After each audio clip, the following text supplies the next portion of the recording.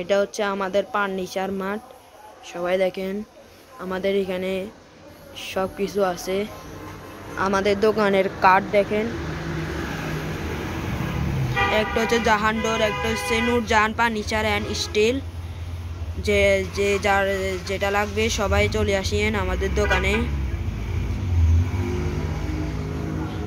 দেখেন আমাদের দোকানে সব কিছুর কালেকশন আছে।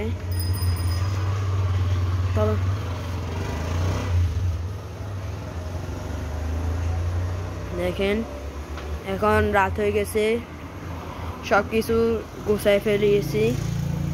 তো আপনারা সকালে দেখাবো। দেখেন আমাদের ওয়ার্ড্রপ, অনেক ভালো ভালো ওয়ার্ড্রপ। সোনাগাজী কোর্ট বিল্ডিং এর পাশে তেরিসা পোল। দেখেন এখানে সবকিছু গুছিয়ে ফেলেছি, লাইট টাইট বন্ধ।